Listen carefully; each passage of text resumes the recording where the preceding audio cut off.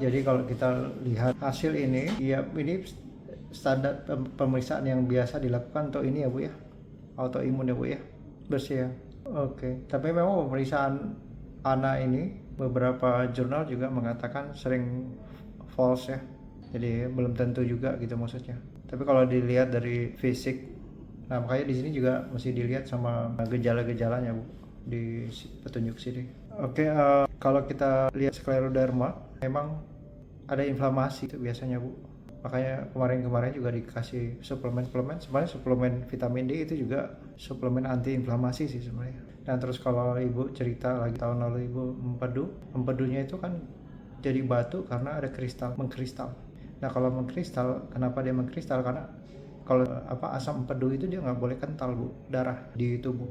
Kalau dia kental, pengentalan darah itu mengakibatkan kristal. Jadi kalau kita lihat kenapa pengentalan darah, pertanyaannya karena banyak kerusakan. Kenapa banyak kerusakan? Jadi mengental, banyak imun yang memperbaiki kerusakan. Jadi kalau kita lihat runut-runutnya gitu, saya curiganya memang ada inflamasi dan ada pengentalan. Nah sekarang di sini nggak ada, saya nggak tahu mungkin ada hasil laboratorium nggak ini. Oh banyak ya, ada LED nggak ibu dapat? Laju endap darah berapa ya terakhir? Laju ya 15 bagus. Ada HSCRP, C reaktif protein. Ada pemeriksaan nggak? Ya, normalnya di bawah 1 ya Bu ya. Iya. Selama itu ada obat pengencer darah. Saya nggak hafal obat ya Bu ya. Serator itu kolesterol ya Bu ya. Coba saya cek dulu ya Bu ya. Oh itu pengencer darah. Oh sebentar ya Bu ya. Oh ya ini kapan? Oh belum. Jadi waktu LED itu kapan? LED itu periksanya kapan? Ada triglyceride. Saya pengen cek penyebab inflamasinya itu, maksud saya gitu Bu. Ibu ada pemeriksaan HbA1c, triglyceride gitu. Bagus. Iya masih tahap ini ya Bu ya. Jadi berapa? Oh iya bagus. Normal. Bagus. Triglyceridnya berapa Bu? Bagus Bu. Adanya di dekat-dekat kolesterol tuh Bu. Bagus Bu. Jadi inflamasi itu cuma ada 2 Bu sebenarnya. Kecuali kalau kita lagi batuk pilek ya Bu ya, atau COVID. Itu karena memang ada infeksi. Tapi yang kita bicarakan ini kronik inflamasi yang kronis, yang lama. Jadi kalau orang batuk pilek kan nggak sampai berbulan-bulan, sampai bertahun-tahun maksud saya. Tapi kalau kita dari lifestyle kita yang lama, yang udah berbulan-bulan atau bertahun-tahun inflamasi, nah itu bisa seperti tadi batu misalnya, atau sel-sel imunnya banyak keluar sehingga yang dibilang reaksi autoimun, jadi badan nyeri semua, tangan, pembuluh darah mengecil. Jadi skleroderma itu salah satunya itu. Nah kalau saya lihat tadi Bu hasil laboratorium ya, boleh ya Bu nanti dikirim ya Bu ya hasil labnya yang lama-lama juga, supaya mungkin dalam hal ini Ibu ke arah perbaikan atau apa, nanti kita lihat hasil laboratorium ya. Kalau saya sih Bu, kalau dari lihat boleh Ibu cek baru, nanti Ibu kirim, nanti kita jadwal lagi kapan ngobrol. Kalau saya lihat sekilas saja Bu yang Ibu sebutkan tadi laboratorium, saya sarankan Ibu banyakin relax. Nah sekarang saya pengen tahu Ibu tidur dari jam berapa sampai jam berapa? Bagus. Kalau saat kita membutuhkan obat, kita pakai obatnya Bu, tapi sambil berpikir bagaimana caranya stop dari obat. Misalnya gini, ibu sakit kepala, karena sakit kepala ibu nggak bisa tidur, padahal ibu tahu tidur itu penting. Kalau kita kurang tidur menambah inflamasi Bu.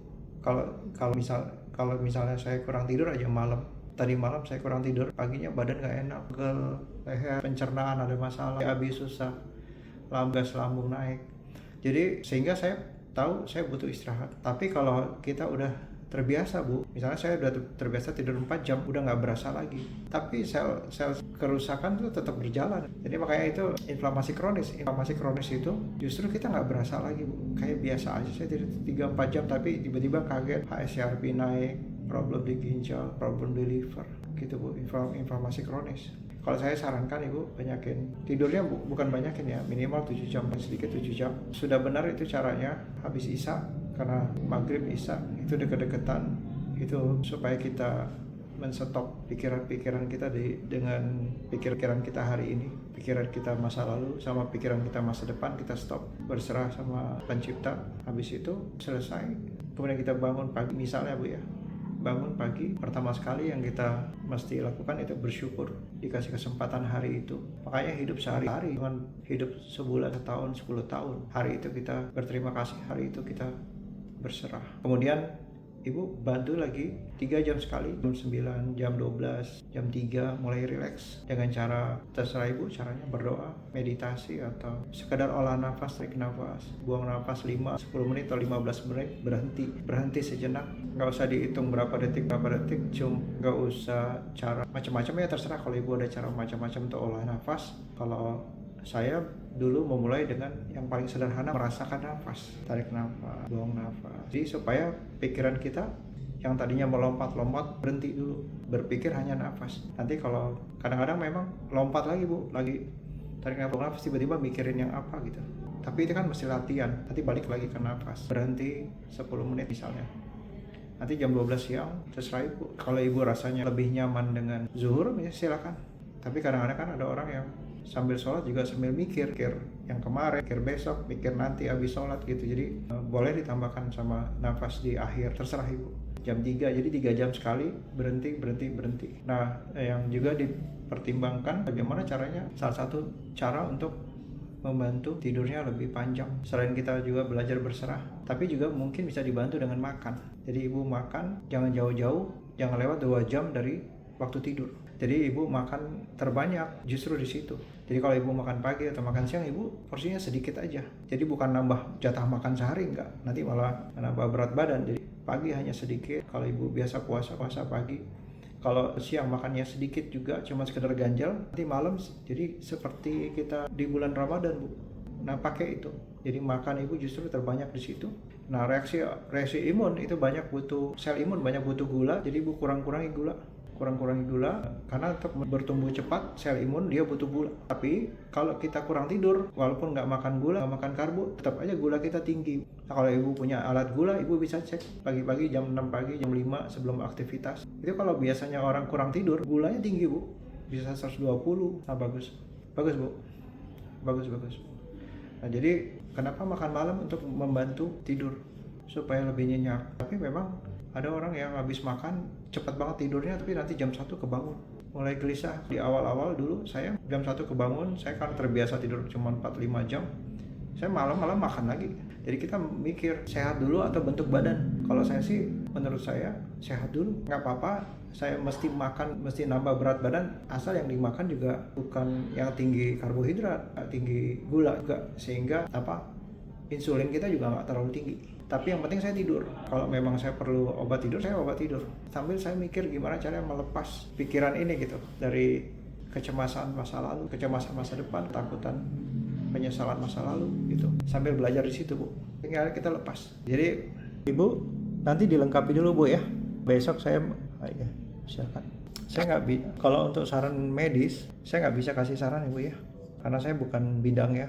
Bukan penyakit dalam, saya hanya kasih saran lifestyle, gaya hidup.